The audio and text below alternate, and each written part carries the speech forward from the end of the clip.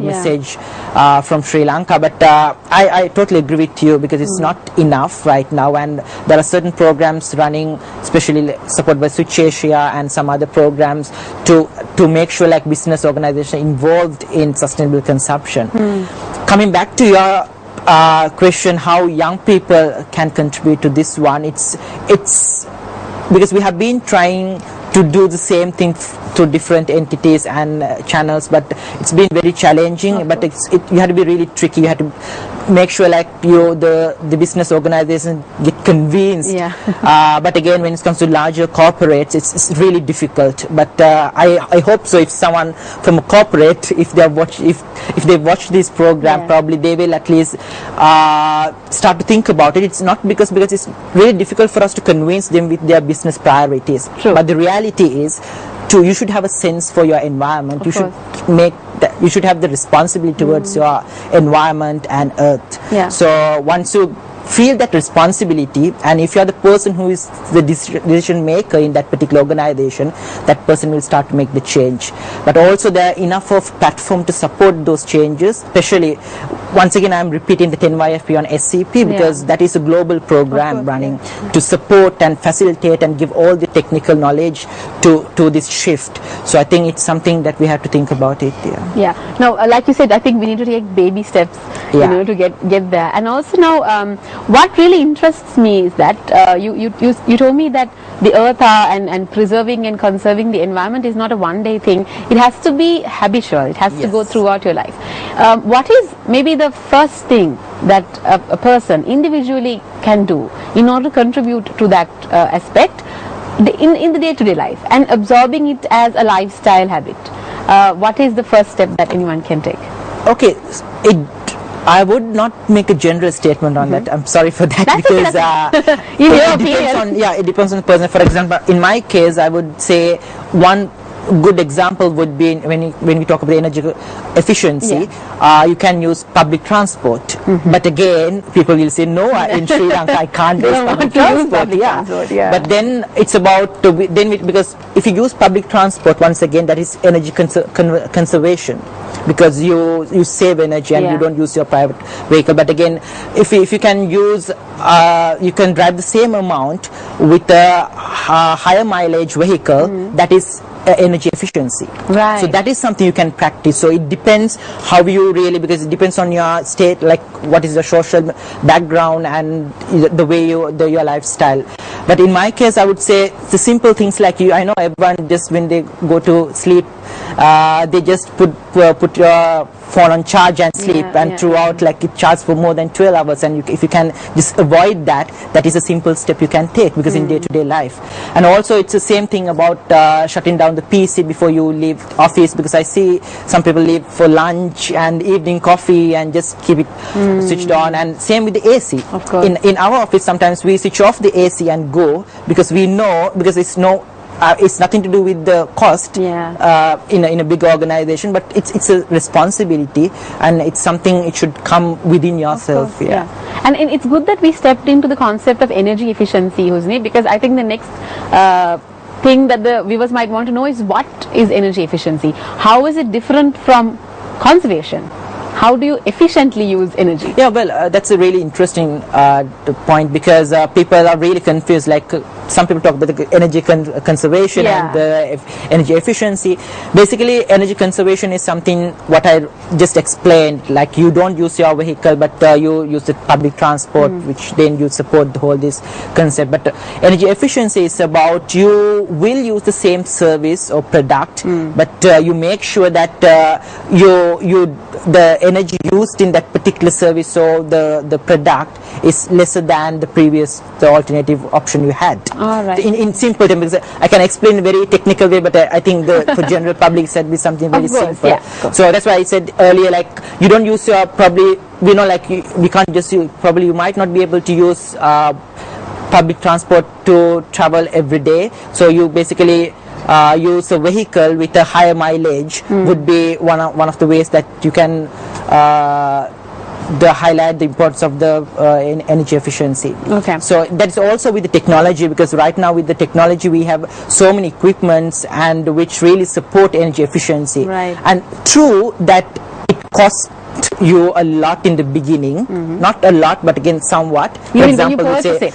Yeah, but again when you use it throughout, you save a lot, because we know there are certain benefits of energy efficiency. Sure. For example, it saves you money, and it improves your economy in general as in a country, and also don't forget that it safeguards your national security. You might ask how, because if we run out of energy, like if we face energy crisis, you really your whole country in a big trouble, and has to depend, and then you will have to depend on many other things. So it's a collective responsibility that we work together on these things, and also it increases the quality of your life. So we all, I mean, you might not really feel it in the beginning, but once you start to practice certain things, you will realize it's very healthy, less polluted, and also it really increases the quality of your life, which is we really should focus on. Yeah. In that too, then what you meant was that we need to take one step at a time. Yeah. All right, so all about self accountability and all that coming up. So on that note, we have to go for a very short commercial break, but we'll be back with Mohammed Husni for more.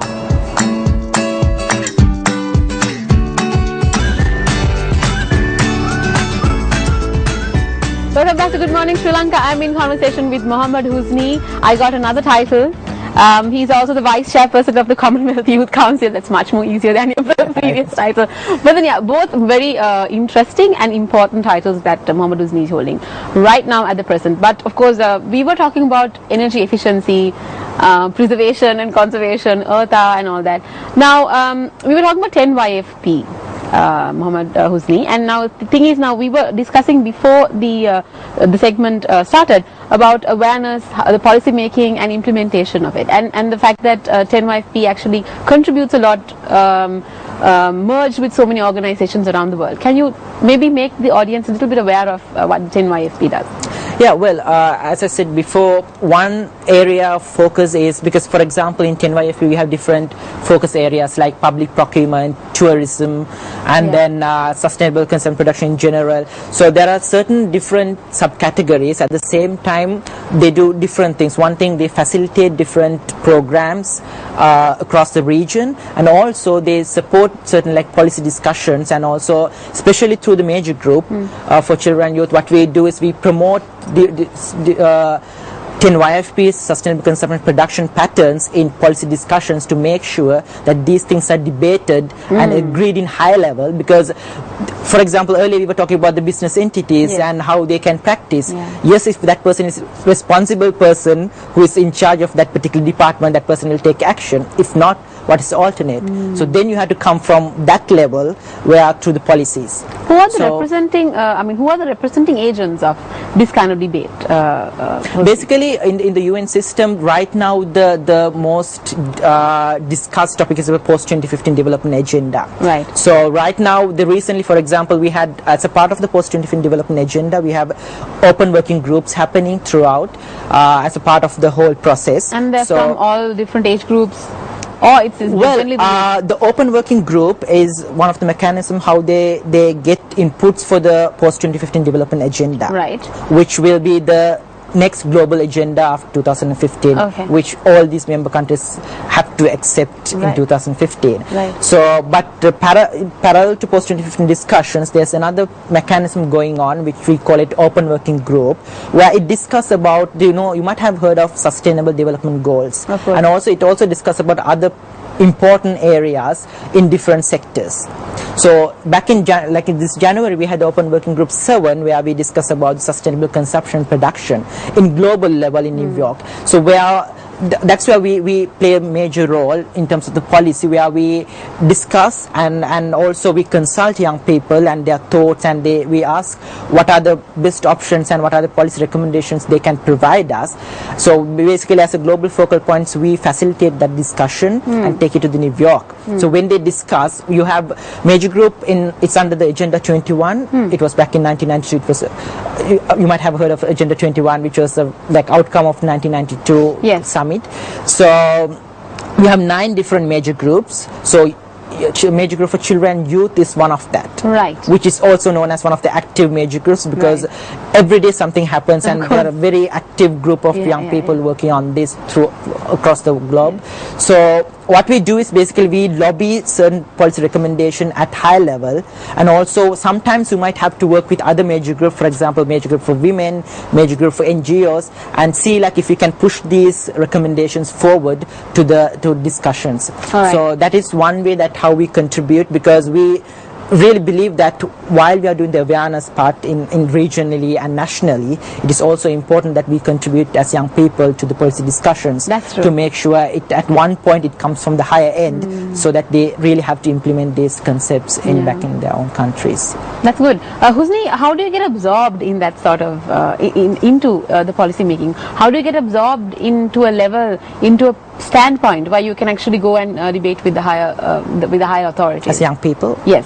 Yeah, it's a very good question. How do you take part in that sort of debate?